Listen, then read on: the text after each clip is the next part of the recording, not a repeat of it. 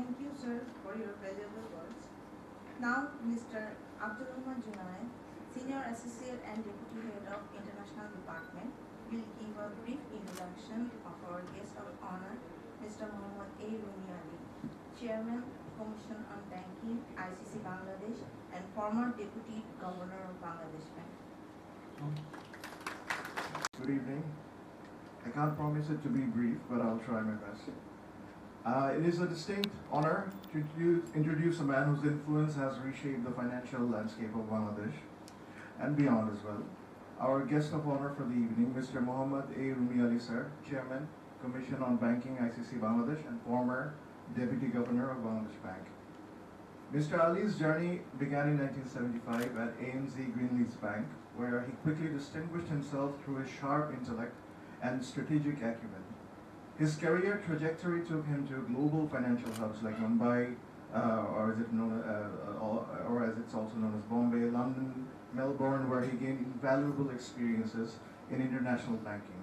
In 1997, he returned to Bangladesh to lead ANZ's Greenleaf's Bank as CEO, marking a significant milestone in his career. The year 2000 brought a new chapter as ANZ merged with Standard Chartered. Mr. Ali continued as the CEO of the combined entity, steering the bank through a period of significant growth and transformation as well. His leadership during this time was instrumental in positioning Standard Chartered as one of the leading financial institutions of the country. In 2002, Mr. Ali transitioned to a role of national importance as Deputy Governor of Bangladesh Bank. His tenure at the central bank was marked by a series of groundbreaking reforms, particularly in the areas of risk management and corporate governance as well. He played a pivotal role in strengthening the regulatory framework and enhancing the overall stability of the banking sector. From 2007 to 13, Mr. Ali served as Managing Director, Enterprises and Investments at BRAC, one of the world's largest organizations. During this period, he chaired BRAC Bank and founded bKash, the revolutionary mobile financial service provider. His visionary leadership and entrepreneurial skills were instrumental in the success of various philanthropic and social initiatives as well. He is a member of the Board of Trustees and Honorary Fellow of the International Center for Study of Bengal Art, Vice Chairman of the Board of Directors, Board of Bangladesh International Arbitration Center, which is also known as BIAC, Vice Chairman of the Board of Directors of Friendship Bangladesh, Member, Board of Directors of Social Marketing Company, SMC, and Member, Board of Directors of Bangalink Digital Communications Limited, amongst others. Mr. Ali's contribution to the financial sector and society at large have been recognized globally. He is a Fellow of the Institute of Bankers Bangladesh and has been invited to speak at numerous international conferences. And most recently, Mr. Ali has been appointed as a member of the task force established by Bangladesh Bank to make the necessary reforms to the banking sector and enhance financial stability. So without further ado, ladies and gentlemen, please put your hands together for Mr. Mohammad Ali, sir. Thank you so much.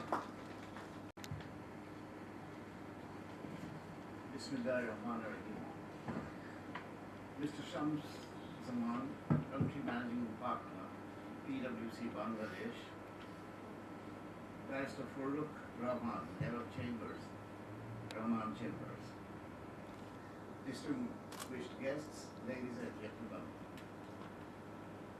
Assalamu alaikum and good evening. I will tell you a story of my personal journey into the world of mergers and acquisitions. It started in April 2000. I received a call on my cell phone from the bank's Melbourne office to alert me to await a very high priority call from the global CEO's office. I was then the country head of ANZ Greenleaf's Bank. At the time, the largest foreign bank, the third largest private sector bank, and the most profitable bank with about 3% market share. The message was not usual, and I was sure that something momentous is happening. But I would have never guessed what transpired. I was instructed to take a plane to Dubai the next week to meet senior executives of Standard Chartered Bank. the bank with which, according to the mail that followed, we will merge. That is, the South Asian and Middle East branches of ANZ Bangladesh Bank were to merge with the branches of Standard Chartered Bank. So to Dubai I flew on the appointed day. In the evening, we assembled in the ballroom for a presentation.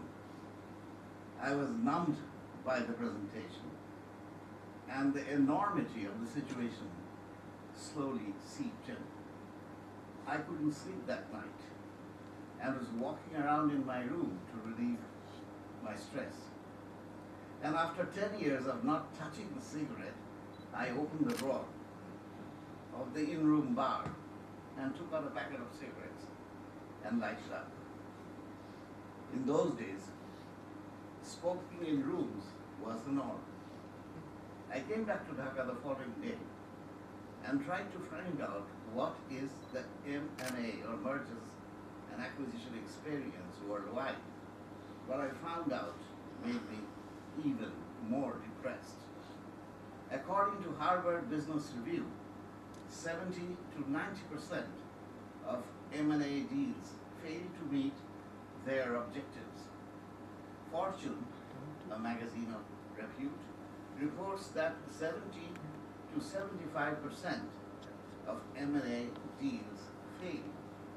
My own knowledge and experience is limited to banking, but now I knew I need to undergo a crash course on M&A and how to make them successful in spite of the heavy odds against it. I knew this indeed would be the number one focus for the immediate future.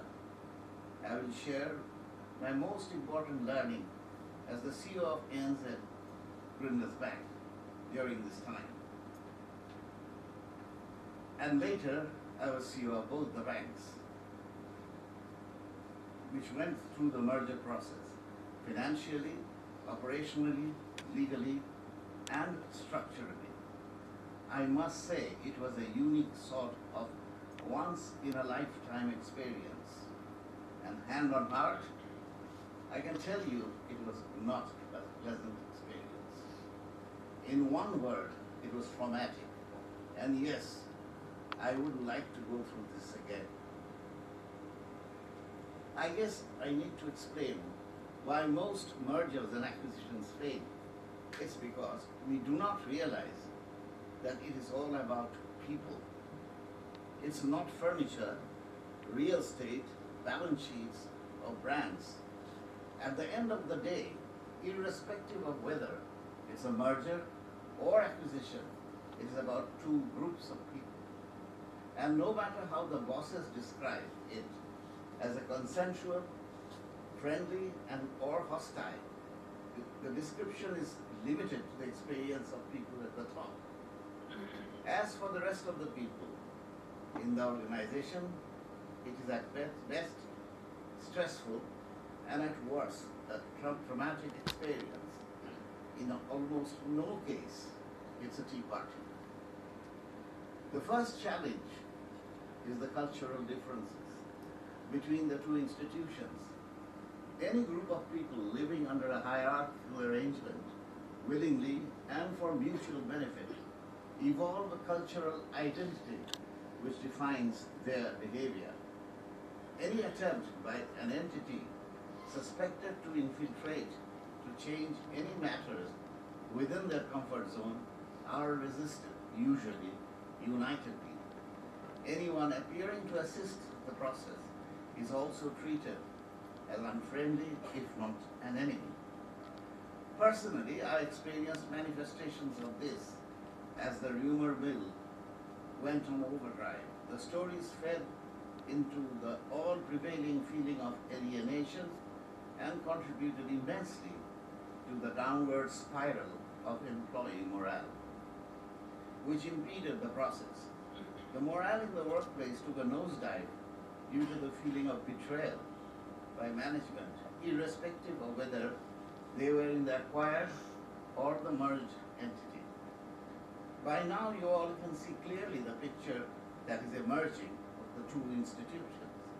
A nightmare situation that calls for the best-in-class leadership and management, stakeholders. This is indeed the first step towards managing the stakeholders, the customers, clients, all regulators, media, the community, and the country. It is necessary as there will be challenges during the integration process, which will cause disruption of services, and we must preempt it by communicating openly and honestly on the service quality issues. If we are to retain customer loyalty and stakeholder credibility, the two different operating systems and processes like IT, software, operating procedures, even the external branding and signage will go through changes, creating confusion. Unless managed through an effective change management process, it's likely to cause confusion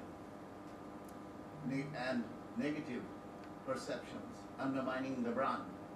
Therefore, retention of customer needs both immediate and tactical plan and a longer-term strategy. In words, a customer retention and a brand strategy. All these are usually covered by the integration of systems, including rationalization of organization and distribution structure. Finally, all these actions should make the merged and acquired entity morph into an institution which has in every way, particularly financially, optimized the challenges of mergers and acquisitions confront in its objective to realize the synergies of integrating two institutions. In reality, as I personally went through this exercise, I found how difficult it is, particularly in a jurisdiction which does not have an enabling legal framework. What I mean is that by that is not just an M&A Act, but one that actually helps companies through the process by making it simpler. For example, treatment of incidence of tax. In this situation, an important issue. An enabling legal framework helps minimize financial costs and meet the regulatory compliance challenges that the merging entities face. I can say in my case, we did not have an M&A Act in 2000, am I right? We didn't have it. It came 2004, I think, right? Yeah. So in 2000, we didn't have an M&A Act when the merger of ANZ Grinders Bank and Standard Chartered Bank happened.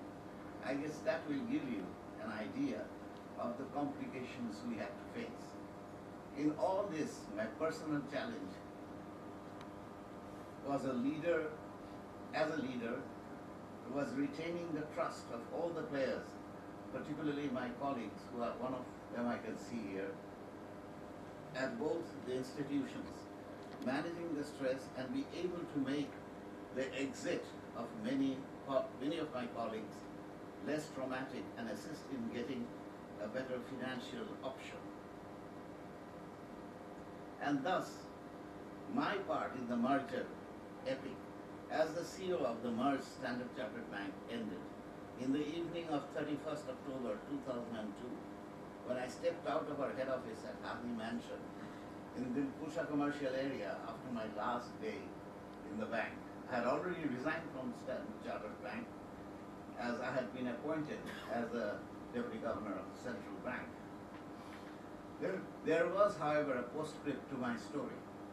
I joined Bangladesh Bank as a Deputy Governor on the 4th November.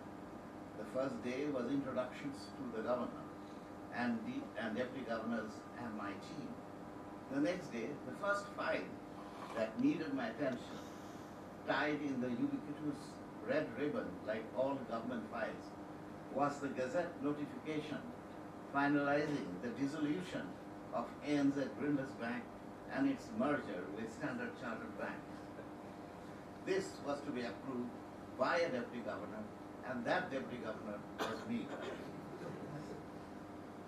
For the next few minutes, I was in shock.